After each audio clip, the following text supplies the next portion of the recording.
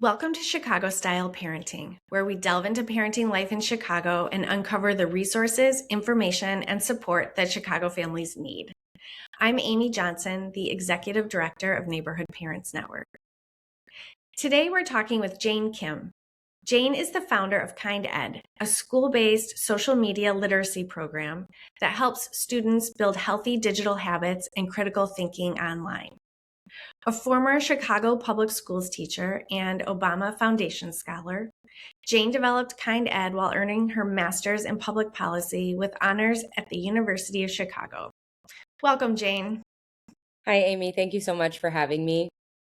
We're so glad to talk to you today. And I would like to dive right in and ask you to tell us about your work. What is Kind Ed? Yeah, thanks, Amy. So, KindEd is a social media literacy program, and our goal is to really help kids understand multiple features of, the technologies that exist today. They've fundamentally, you know, shaped or they've fundamentally changed from what we used to know, right?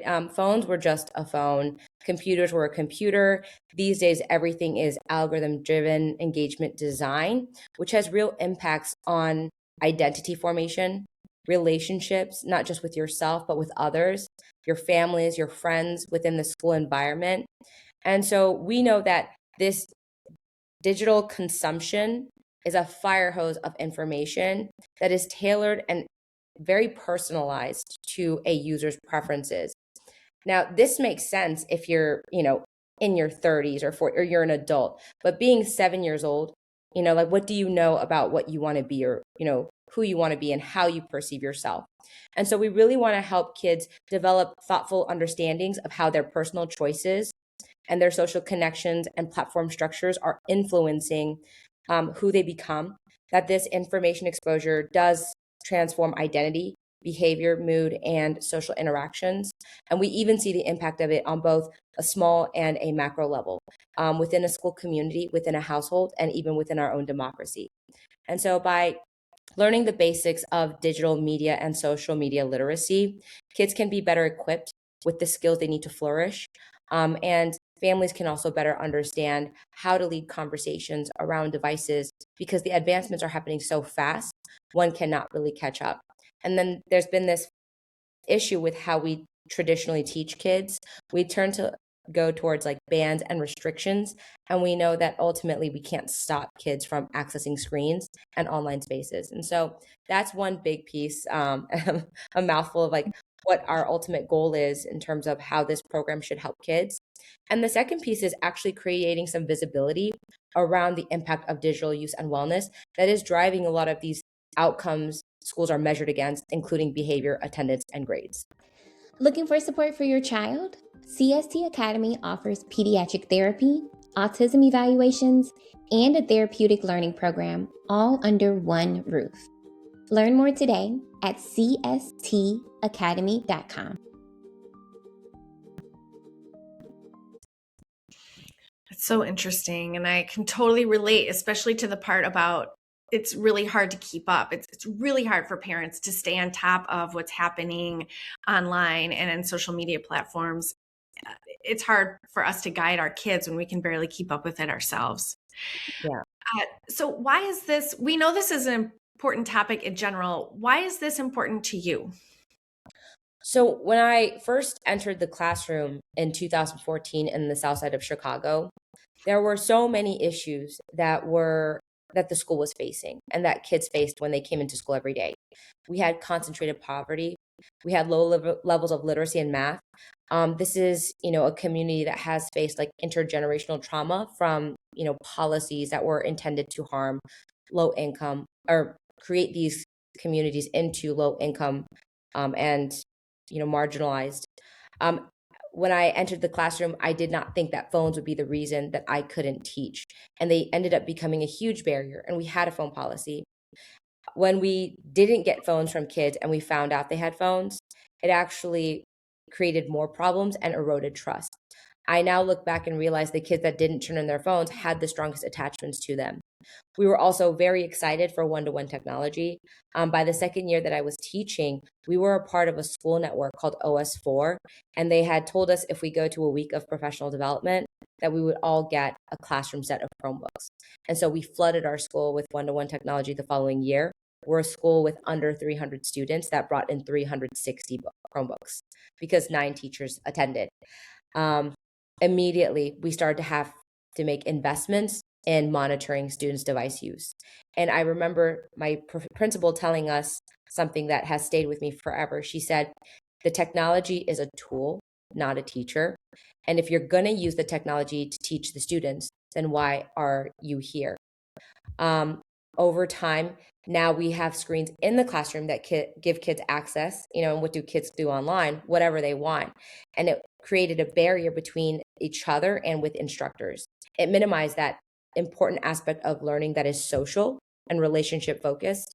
And then secondly, we had the issue of students using devices outside the school setting and inappropriately in many ways. The issues haven't changed very much. It starts conflict through miscommunication. These days, if anything, kids have more information about each other. Like they will know if they're a part of the in-group or out-group. Things like snap maps showing where everyone else is and where you are relative to your peers or your friend group can create issues. Ultimately, I think my desire to help kids, find durable, transferable skills in the real world were so undermined by the device use that it honestly felt like anything else I did in the classroom didn't matter. And so what I thought was an issue that was impacting my school only ended up being this massive global issue. And I realized there's no meaningful solution because people are looking at the problem in a specific way where it's like, how can we protect the kids versus how can we fundamentally help children understand the design of these technologies to feel empowered and regain agency. I forgot to mention earlier, the biggest goal of Kind Ed is to build agency, which is the feeling that you're in control of your thoughts and actions. And with so much passive, mindless use, for hours a day, kids don't come into the classroom active and ready to learn. They want something that's giving them something, they're feeling entertained, they're feeling, quick gratification in the classroom. And that's just not the reality of life and learning. Yeah. That inability to build agency in their relationship with social media or with online devices, I think can be problematic for kids of all ages and probably even some adults, although many of us are lucky enough to have not grown up with these devices. We're old enough to have avoided this in our formative years. Yeah. What else have you learned about students and their relationships with social media and the internet? Yeah, definitely dependency and over reliance. At the same time, there's this balanced approach where they found in a recent study, and this was very interesting to me, that we really can't prove that social media is harmful to kids, though we know it can cause harm. What they found in the study was that kids who used it excessively, right, faced a lot of risks and harms. And then they also found kids that don't use it at all also face harms. Whereas kids who have this balanced approach, it can be helpful. An example I like to cite is they found a study where African American children who used social media found community where they might not find in their immediate community, which really helped them feel included. And that does, a world of good for both, identity, right, development, the mind and the heart. Meanwhile, there's another study that showed that, African American children face exposure to more racism online. And so we have this space that can create such meaningful bonds. We've all had that FaceTime call or that, connection with relatives or friends far away. And so we don't want to take that away from us, but how do we educate on it? And I liked what you said about agency and the struggle not just being limited to kids. I also think that agency it's very fluid. And I always describe it as kids might feel more agency with their peers. They might feel less agency around their parents, depending on the parenting style. And when they go from different classrooms, depending on the teacher, some kids might feel they have more ability to control what they say and do and think in a classroom. And that's really important because thousands of studies have shown high levels of agency are correlated with better mental health.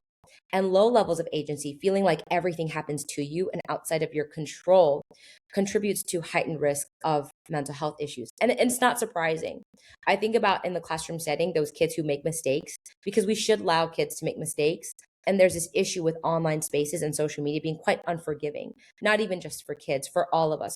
We're all afraid of a gotcha moment, of saying or doing the wrong thing, and what it can mean for us in our, in our professional lives and our personal lives. And so I like to think about how we can improve a sense of agency, because I had these kids who would make mistakes and they would say, oh, like, I know I shouldn't have done that and I regret it.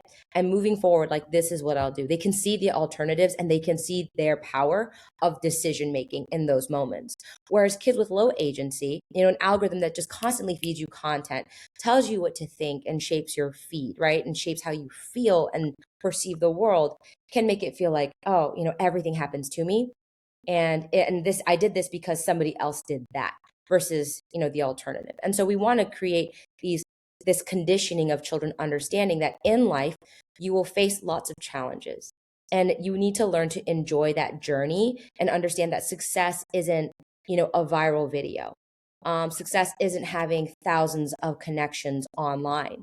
And I think a great measure of this is I can ask any room full of adults or even kids, like, what are the top 2 career choices of the top 5 among youth today? And it's an influencer, right? A YouTuber and a video game streamer. But this makes complete sense because you can be, like most kids say, like, you want to be what you can see. And we grew up in an age where there were people in the classroom that were like saying, I want to be a mailman. I want to be a teacher. I want to be a firefighter. I want to be the lunch lady. She's so nice to me all the time. And so when kids spend so much time on screens outside the school setting and not with their families and friends and teachers, the ratio is about 9 times more time on screens and subject to those influences versus with their own family.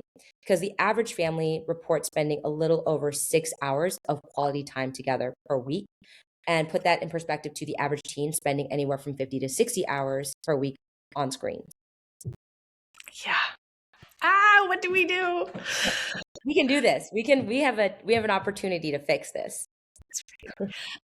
You mentioned something about balance, how, there can be a healthy-ish balance for kids in their social media use. Is there a hard number for that? What is that balance? Is it a number of hours, a number of platforms, or does it depend on the kid? It's, there's probably no one answer, but I did find online that people try to give you a number, and they say that number is 4 hours. They say if you use social media and screens for more than 4 hours a day, it will, impact your, the chances of you being at risk for mental health issues. And that makes sense, because if you think about the 24-hour day, we break it into the rule of thirds, right? 8 hours of sleep, 8 hours of work or school, 8 hours of quote unquote free time. But, this is the time in which for many families, they may be doing errands, eating meals, chores, homework, but then it is your free time, right? Maybe you're sitting back and deciding to watch a show, right? Or, playing a game, whatever it may be, extracurriculars. If kids are indeed supposed to sleep for 8 hours a day, you've only got 16 hours left. And so 4 hours of that time, if 8 of those hours is school, you've really only got 8 hours left of your own time. You're spending half of that time on a screen. And what could you have done instead with those 4 hours? And so I think that if we like to look at it in units of time, there's a great TED Talk. And this man shows like how if we were all to optimistically live to 90, at the rate in which we're consuming screens, we leave very little time for actual pursuits of our passions. Happy to share it with you. Right. All right, so we're going to get into the good news soon. We've got some positive things, but as we transition from the scary information that we're Oh, you know what? I do want to share this. I recently found the American Academy of Pediatrics. They actually brought up a new guideline about screen time. And they said what we need to recognize is it's not actually the total amount of screen time as an accurate predictor of health.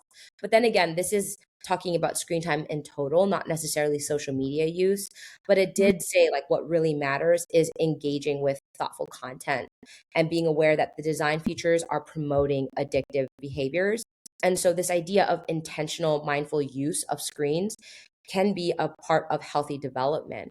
And that by addressing this, in addition to the privacy and safety concerns of these companies using regulatory bodies, we can create healthier media environments in which, screen time doesn't need to be the measure, because it is, like you said, very different from person to person. I'd love to ask you, Amy, like, how much time do you think you spend on screens? I was actually just looking at my phone this morning, and I think it said like five hours has been my screen time. 5 hours and 44 minutes has been my daily average, which is Yeah. down from the week before. And so it was really funny because I was talking to adults and we were just doing screen time with like educators, and there was such shame. Like people didn't want to share. They were so embarrassed. But, I look at these educators and you can tell, they're high functioning, well regulated individuals, like just dealing with the natural burnout and stress from life. And when you actually break down their screen use, it makes a lot of sense. And there's a fair justification. Work related, right? If you have kids and families, you're trying to juggle making sure that you're responsive to the people who hold you accountable, or that you feel like you have a responsibility to. But knowing that we feel this way and yet expecting kids to, like that double standard is how kids perceive it, even though we want to tell them like, I don't spend 5 to 6 hours on social media. If you actually look at my breakdown of how I use my phone, a lot of it is productivity oriented. Yeah. Yeah. It's true. So, based on your research, what is your biggest concern when it comes to students and social media? Ooh, it's both like at the individual and at, the aggregate level of what we're noticing. One, it's just that when we think about how kids learn fundamentally, how they grow and develop, we know that these tools are not always appropriate at certain stages of life. There's been many conversations I've had, even thinking about, early childhood development. Kids used to learn from imitation, like they learn and they copy behaviors. I love the idea that, children are a mirror. They're a mirror of their, of their parenting and their family life when they come into the school setting. And then eventually, they become a mirror of, the classroom teacher. So like if kids are really happy one day, it could be because I was super happy in the way I taught today and I wasn't getting upset, versus if I'm getting really flustered and short, then the kids might feel more down and frustrated themselves. And it's that contagion of emotions. But the other part was how, we learn. And I like to use literacy as a really great example for growth and learning. We're looking at the first generation that is underperforming in like written and typing skills. I'd love to see more research come out on that, because I remember previous generations, I'd be like in awe of how beautiful someone's cursive was. And they would tell me how they had a sheet of 8 by 11 and they had to write in a straight line without any lines. And then when they had to type, they were measuring like the words per minute, because computer and technology is not new. And then meanwhile, we got rid of the cursive and we started to go to more of a computer-based learning. And we saw the decline in actual written ability. Kids fundamentally, when they first come out the womb, they learn by listening and observing the world around them. They don't have any language yet. And there's this idea that 80% of all learning is literacy based. But when you really look at it, it's actually 80% visual. Because once you've started to become accustomed to sounds and you start understanding that, oh, these sounds have meaning, you've memorized it, you start to speak those words into existence, with babbling and then eventually like actual language. And then kids start to read text, right? Parents start to read text because we can't assume that children have the fine motor skills to actually write. So the highest level of literacy is writing, but fundamentally it's memorization. You must assign sound and meaning to symbols, which is why your literacy in this country, right? Suddenly you go to another country and you are considered illiterate. Knowing that this is the fundamental structure of how we develop literacy, and substituting, right? The speaking and listening with screens, which are very, it's one directional. That limits what the child can imitate. And someone said, like, the kid that wants to broom because mom is brooming, right? Or wants to use tools because mom or dad are using tools. Well, we're not using tools anymore. We hear about women who are, when they are, feeding, bottle feeding or breastfeeding their child, they start looking at screens because they don't know what else to do with their time. Whereas prior, you didn't know what else to do with your time, so you talk more to your child. And so these fundamental shifts that are happening in early childhood have long lasting ramifications. And I like to do the idea of giving a child 100% of attention for 10% of the time will leave that child never feeling a wanting or longing for attention versus giving 10% attention 100% of the time. And we are oftentimes finding ourselves living in a permanently semi-distracted state, no matter which space we navigate. We know that there are people who have that itch to check their phones. Yeah. Yeah. So these early things are very concerning to me. They're very concerning to me because I've had conversations with multiple educators who have been teaching kindergarten or who have been psychologists and social workers saying that kindergartners are coming in and they are not ready to learn. They have lost these important developmental milestones. And I think Toy Story 5 is going to be really great for a lot of families to watch because the toys, their nemesis is the lily pad, which is, we all know what lily pad is in reference to. And so I'm very concerned in the early stages because we know that early intervention can have long lasting benefits for children. And then in addition, now how much like technology use and how much we have social media-fied everything, including games, including just our normal TV viewing. It's now on autoplay. It doesn't stop. You don't get to just pick what you want. It recommends things for you. Right. Yeah. Did you say Toy Story? Are you talking about the movie Toy Story 5? Did you see it? No, I haven't seen it. My kids are way too old for that. I just have to watch it anyway. It's coming in June. I think you'll love it, Amy, and I think it will do a lot of good for a lot of families. And it'll be a lot of fun. I'll definitely watch it. It sounds like a lot of this starts with parents, as it always does. Yeah. So what are the most important lessons that you want your students to learn, and how does that vary by age? So I think early on, I want kids to know that it's not normal. And it doesn't have to be the norm. And I also think kids need to learn that, when they're little, they have so much agency, right? They're so curious and they quickly become fiercely independent, right? We want the kids to walk and then they're running everywhere. We want them to talk and then suddenly they're asking us things that we don't know the answers to, right? Or they call us out. And somehow, the conditioning happens where kids are told like to be in this box, and like, this is your role, this is your place, like, don't question or don't challenge. And I think we need to empower our children to know that they can question and challenge and ask, versus just being told what to do and pushing back and saying like, I don't want to do this, but really asking parents questions about technology use. Be like, what are you looking at on your phone, right? Like, what are you doing? Whether it's an iPad or a television, having these questions about like, what is that red dot that shows up, the notification button? How does that make you feel? There's all of these things that pop up on our devices that we don't know. We just get like the update where it's like, do you need to update your phone or else? And then it ends up eating all of your storage. And then you have to upgrade and buy a new phone. Right. You better save up for that. It's more expensive than rent. And so like, I want kids to have that curiosity. And I think curiosity is what is being fundamentally diminished and eroded by all this information. There's the idea of information versus being informed. And we've always wanted our kids as parents and teachers to be informed. And then there's the idea of being critical versus critical thinking. And we don't want our kids to just be incessantly critical, but that's the online space, right? Reactions, comments, reposts, what everyone else is going to think versus thinking for yourself.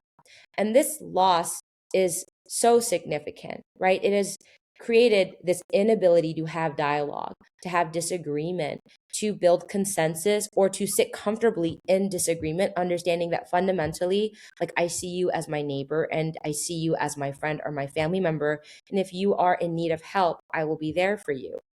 This polarization is being driven, it's manufactured, and it's ripping away the social trust that is so fundamental to healthy families and communities. And so that questioning, that curiosity, one, it doesn't put you on the defensive, and that's the problem, is we now lead questions with like a stance. And that's very unhealthy. And I think that if we go from a values-based and curious perspective, it can lead to a lot of healthy conversation and natural consensus building, and the reintroduction of norms and values of what online spaces are and how they make us feel. I think another a lens that I like is the idea of accessibility.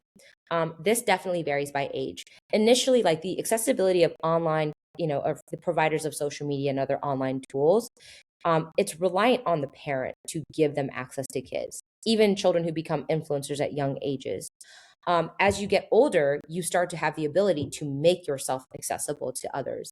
And so that is something that you would need to teach at different times, and who the conversation matters more with, right? At early ages, accessibility is an important conversation to have with parents.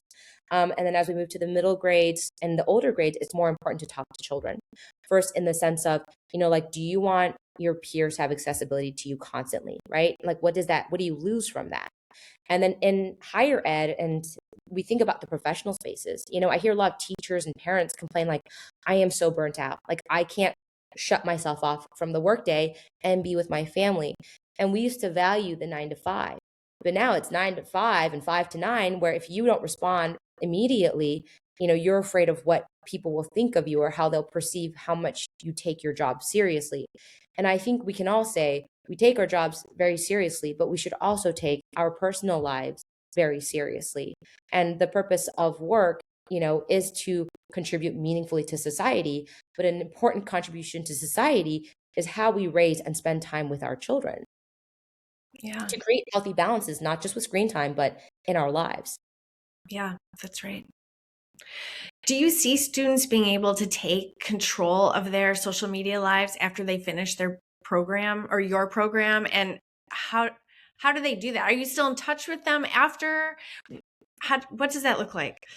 Yeah, we're trying to. I mean, we are now, in some schools, we're in our third year implementation, in some schools, we're in our second, and some schools, we're in our first. So we'd like to see what happens over time. I believe that we need to routinely be talking about technology. It's crazy that we can spend so much time in these spaces and not consider a core competency, and a core skill to develop over time within children. And year over year, again, like, technology use changes. With little kids, they call them like the iPad kids. They weren't giving these tools to their children thinking they're going to go on social media. They thought it would give them, an edge, right? Get them ahead or more prepared for school.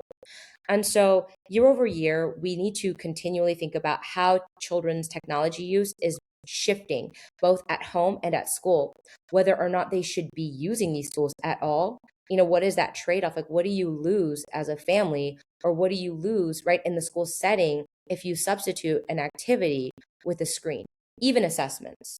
They started assessing young children with technology, and I met a mother who's also a professor at the University of Chicago, and they had lived in Germany for several years before they came to the U.S.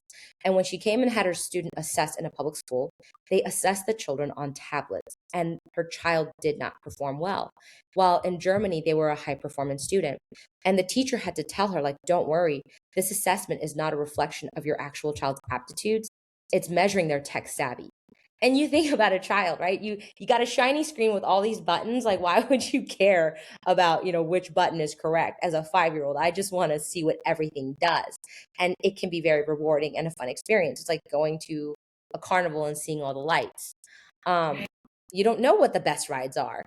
Right. And Right. so and so there's this idea of, like, we have to make sure that we want to, assess the right, like, capabilities and capacities of children at a certain time for social media and other tools, including AI.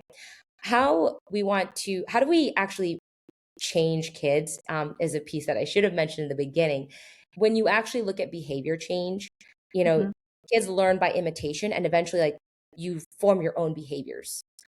These tools have reshaped our behaviors. Like you think about the landline, you think about the pager, and you think about the smartphone and how we used to be able to wait. If we were inaccessible, right? If we're not near the landline, I'm not going to hear the ring. It'll go to voicemail. Now it's just on your person constantly. And so what is the result of that? Well, the average American spends, checks their phone upwards of 180 to 200 times per day. And I'm not sure how they measured it. Is like the itch to check. Are you thinking about it? Or are you actually checking it? That's significant. Mhm. And so when it comes to behavior change, I like to compare it to a diet. We try to teach kids good nutrition, but also nutrition is something that's taught at home, right? And it has to do with access and affordability. To change it over time, you have to self-select into eating good things. So sugar, for example, refined sugar is highly addictive. I think some studies say it's on they did it on mice. They said it's 8 times more addictive than cocaine. And I know that sugar is not healthy for me. I know refined sugar is not healthy for me, but to be honest, I do have refined sugar probably every day. It's honestly Mhm. kind of unavoidable. And I like the way it tastes and the way it makes me feel after I taste it. Now, Mhm. that doesn't mean I will consume sugar for 8 hours a day. And that is what kids do with screens. That is what adults do with screens. And so, if I want you to change your behavior, I have to help you understand that you have it. You have to know that this is what your consumption looks like. You have to know what are the triggers and the motivations, right? And the actions that you're doing that happen simultaneously in order to finally think about, okay, do I want to change this behavior? Like, does it make me feel worse? What am I losing? And so we have to have kids convince themselves and each other because we know that peer influence and social influence is very strong. I know, like when you have older children, you have to become a friend because you can't tell them what to do. Well, you can try, but they're going to do what they want. And so from early ages and into adulthood, I want kids to start being able to see their habits, see how it's being formed, not from within, but externally and artificially constructed by the very design of these platforms and devices. And then feeling that they have control and that they feel, they can decide, and that they're thinking critically about content they come across. These are the skills, and to visualize that is very difficult. And so we're trying our best to create measurement tools for schools who use our program to track these things that schools currently don't have access to. These important trends, right? What does the health of your school community look like? If your kids have bad attendance and low engagement in schools, but then you were to find out that the average fifth grade student is sleeping after midnight, that the 90% of your fifth graders have access to a screen before bed, you can do something about that. We are not helpless, but the problem is they don't have that information today. It's true. That's true. Well, what are some concrete things that parents can do at home to help their kids build agency, to be aware of their habits, to be aware of that social media is designed to control their behavior to some extent? What advice do you have for parents? Talk about it frequently, and also definitely create some norms around screen use, like when you'll use it, when you'll have access to it. I think the real truth is we need to put our devices away from us if we're really trying to spend quality time together. There's been countless studies since early as like 2014, 15, and 16 around that area where they found like the mere presence of a device reduces the quality of in-person conversation. So imagine like you're eating a meal with your 4-year-old. I know that they're not going to have anything super exciting to say for maybe like the 30 minutes, or if you have a kid like mine, the hour that you'll be sitting painstakingly waiting for them to finish their meal. And it's an exercise in your own test of self-regulation and self-control, but putting devices away. People can't watch movies, right, with their devices near them. You feel tempted to look at it when you feel like the movie is really slow, and then you're distracted and not really engaging fully with either. But now, how does that make the other person feel? We've all been at that lunch or that meal with that person who's constantly on their phone, and there's this funny little meme of someone who's sitting and facing a wall and saying that's how it feels to eat with someone who's constantly on their phone. And then Mhm. I also think ask your children, right, the rules that they think there should be around devices. Ask them how it makes them feel when you do something. Talk about the observations, right, in the wild, when you're at a bus stop, on an elevator, and also demonstrate, the importance of communication. This stranger danger phenomena that had happened in the 90s about everyone being afraid that someone was going to steal their kids has made it so that we don't want to interact with our neighbors. But there's I wish I knew his name right now. There's a professor at the university who does a lot of these like happiness studies, and they said that just talking to strangers actually boosts your mood, and that's talking to the cashier or clerk at the store, to talking to the server, right? And not just them taking your order, but asking them, like having those small talks. They build something in us, that makes us feel good about ourselves, and that what that is trust, and it's community, versus taking this fear-based stance, right? Stranger danger is so funny. Again, like everyone online is, a supposed stranger. And I have, people in my life who found their loved ones, their life partners online.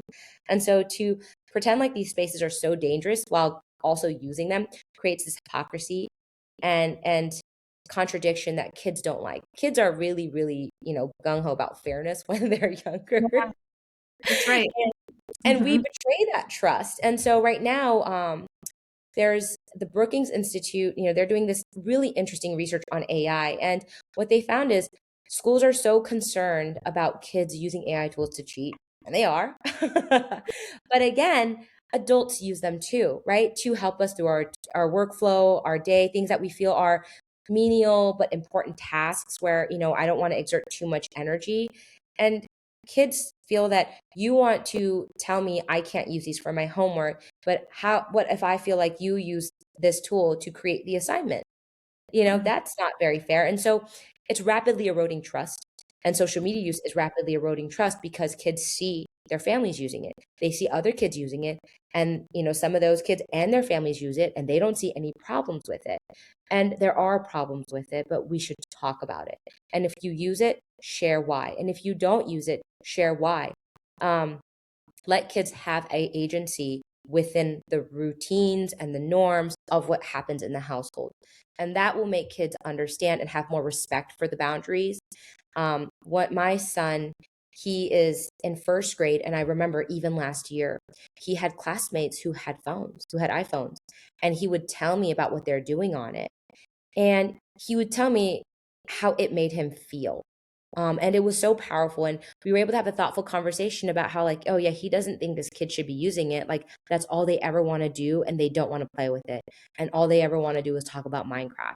And so it was really, I was really shocked as myself doing this work to see how much my son had to say about devices. Wow, that's really inspiring. It sounds like communication is really the key. And, be fair with our kids. Don't give them the opportunity to see a double standard. That's really difficult Yeah. because we do need some tech tools that we don't want them to use. But we just have Yeah. to think through it. Yeah. It's a lifelong journey. And I also love that parents are forming coalitions. I think they should go to the schools and they should address, right, the screen use in schools. There's a book by Jared Cooney Horvath called Digital Delusion, and it shows that the promise of ed tech has not been fulfilled. They have for so long told us that these screens are going to close equity gaps in learning. They're going to create all these, opportunities for teachers to do other things and give us all these insights. Meanwhile, on the nation's report card, the NAEP, we are looking at a decades-long decline across all subject areas, literacy, math, and science. And so that being the case, like what has transformed in the last 10 years in the classroom and in communities? It's, we can try to do all the research we want, but it's plain as day. I can talk to you or anybody else. We all have expertise around devices, especially with massive use. And that was the other thing. Don't go into every conversation with your child as a learner, not the expert, because we all sit very uncomfortably because none of us truly understand what is on the other side of the screen. What have they built? Like, what do they know of us? And then there was something that someone who actually runs a school shared with me that he does with his kids that I love. because his kids have access to YouTube and YouTube Shorts, they would Mhm. watch together on the main screen in the house and they would talk about it. And he found that some of the content the kids would watch, like he also found it hilarious, but then they could also make fun of things together. We used to have these community spaces in the household, and the TV was one of them where you all sat together and you all had to watch the same thing. Now everyone is watching different things and we Mhm. don't know what they're watching. And that has led again to massive, issues and also massive solutions in our society. We do find great communities, we find great ideas online. And so let's not underestimate that, but we have to first overcome the immediate challenges and barriers. And if we don't tackle those head on through education, and through creating shared values and norms, we can't access fully the benefits. And there are ways to control your algorithm, to reset them. There are ways to control your privacy.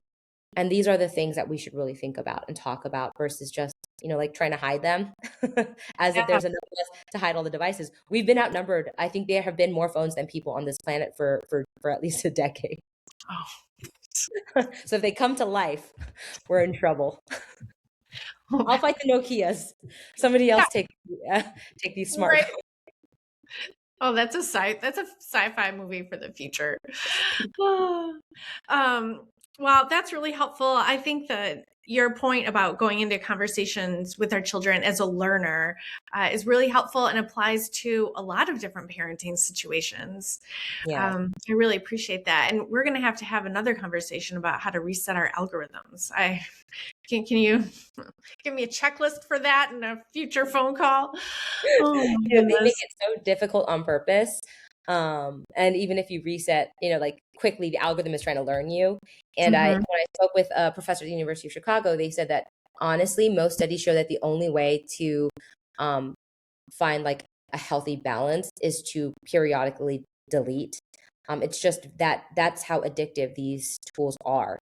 And so intermittent like fasting is really helpful for resetting the body. So I feel like we have to intermittently delete these apps because even for myself, but the problem is the longer you don't have it and then you want to download it again, the more frequently you'll become in this habit of deleting and re-downloading. And so to an extent, I feel like cold turkey might be the way for some people like myself. Yeah. Yeah, right. I got the brick. Have you heard of that? You can like brick your phone. Is it like an app or your phone is actual like a Nokia brick No, phone? it's not in a brick, but it's a little device that it's on my refrigerator and it's connected to my phone. And when I scan my phone, it turns off all the apps that I tell it to turn off. And those apps won't turn on until I go back to that device to rescan my phone. So it's harder to get around. Yeah, that's super cool. Yeah. Amy, you shared a tip for parents, and then we should all have to do that on all our devices, not just the kids. That's right. It's been really helpful. It's like a weight off my shoulders to know that I can't get on social media on my phone until I walk back to my refrigerator and scan Yeah. my phone on the thing.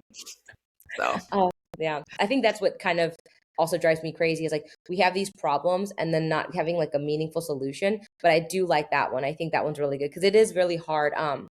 There's this thing called the Collinbridge dilemma, and it was like, why don't governments regulate like technology? And what they found was governments are afraid to stifle innovation, and so they don't regulate technology early on.